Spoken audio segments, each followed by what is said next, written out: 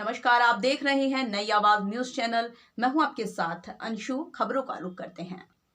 खबर लक्सर से है। कांग्रेस के पीसीसी सदस्य उमादत्त शर्मा के निवास पर एक प्रेस वार्ता का आयोजन किया गया, जिसमें उन्होंने कहा जिस तरह सरकार द्वारा चुनाव होने के तुरंत बाद बिजली के रेट बढ़ाए गए, ये बहुत गलत बात है। उन्होंने कहा पिछले दिनों हरिद्वार जिले में आई भयंकर बाढ़ से किसानों और व्यापारियों का काफी नुकसान हुआ है। कहा किसानों की फसलें पूरी तरह बाढ़ में बर्बाद हो गई, लेकिन उसके बाद सरकार द्वारा बिजली के रेट बढ़ाकर गरीबों के जख्मों पर नमक छिड़कने का काम किया। वहीं कांग्रेस नेता संजीव कुमार ने कहा क्षेत्र में पिछले दिनों भारी बाढ़ आई, जिससे बहुत लोगों का नुकसान हुआ। कहा कि अगर इस बार भी बाढ़ आई तो लोगों के पास खाने के लिए कुछ भी नहीं बचेगा। उन्होंने कहा पिछले दोनों सरकार के कई मंत्री आए जिन्होंने 3 माह का बिजली बिल माफ करने की घोषणा की थी, लेकिन माफ तो नहीं किया, बल्कि चुनाव होते ही 7% बिजली बिल को बढ़ा दिया। ये बहुत ही दुखद है। लक्सर से अमन चौधरी की खास रिपोर्ट। जो भाजपा सरकार है, इसकी नीति जो है, जो व्यापारी वर्ग है, उनको ऊंचा उठाने की है। कभी भी गरीब के विषय में सोचती नहीं है। अभी 1 साल नहीं हुआ कि बारिश से इतनी महामारी की तरफ से फैली, इतना पानी आया लक्सर के अंदर, जो लोगों को अपने मकान को घर में से निकल करके छतों पर रहना पड़ा।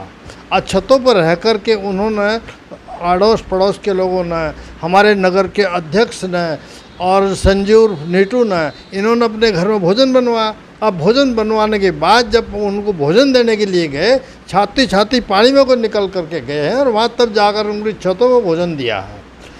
और ये बीजेपी के किसी भी कार्यकर्ता ने, कोई भी एक भी कार्यकर्ता वहाँ तक नहीं गया।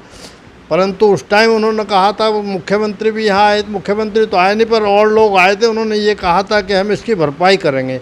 आज तक भरपाई भी नहीं की। आज तक उन्होंने बिजली नहीं माफ़ की, पानी का नहीं माफ़ किया। ये माफ़ तो करने से गए और बल्कि क्या काम किया, गरीब जनता को मारने के लिए, व्यापारियों को मारने के लिए जो विद्युत है इसका 7% रेट बढ़ा दिया। इससे क्या होगा, जो गरीब आदमी है वो तो बेचारा कहीं से दे ही नहीं पाएगा। जिस आदमी की 250-300 रुपये रोज़ की दिहाड़ी है, दिहाड़ी वाला सिलेंडर ले, सिलेंडर इतना महंगा हो गया जिसका कुछ ठीक नहीं। बिजली का बिल दे, पानी का बिल दे, कहे का पानी का बिल दे। यहाँ पर अगर बरसात हो जा, बरसात होने के साथ ही साथ यहाँ का पानी ख़राब हो जाता। अब पानी ख़राब होने से पीने को पानी नहीं मिलता। उधर बरसात की मार, उधर पानी की मार, उधर बिजली की मार, कई तरह की मार है यहाँ के ऊपर। देखिए, अब से करीब 7-8 महीने पहले बाढ़ आई थी यहाँ। भीषण बाढ़ आई, बहुत लोगों का नुकसान हुआ उसमें। मैंने बड़े करीब से बाढ़ को देखा है, लोगों को घर जा के देखा है।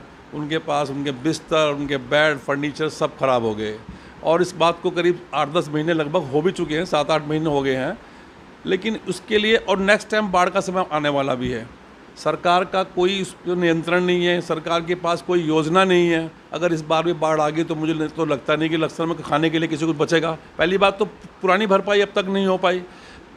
पिछली बार जब वो बाढ़ आई थी तो माननीय मंत्री जी आए थे बीजेपी के, उन्होंने कहा था 3 महीने का जो है बिजली का बिल हम माफ़ करेंगे। बिजली का बिल तो हम माफ़ क्या करेंगे, मार्च में हमेशा सबको ये थोड़ी बहुत छूट दिया करते थे। इस बार उन्होंने कोई छूट भी नहीं दी और चुनाव होते के साथ ही इन्होंने एकदम जो है उसका रेट बढ़ा दिया, 7% बढ़ा दिया। ये बेहद दुखद है, बहुत ही घटिया बात है। गरीब आदमी कहाँ से, मेरी समझ में नहीं आता, कैसे अपना भरण पोषण करेगा, कैसे अपने बिल माफ़ करे, मतलब जो है बिजली का बिल देगा। बहुत दिक्कत वाली सरकार हो गई है और ये लोग वास्तव में बहुत अपने घमंड में चूर हैं।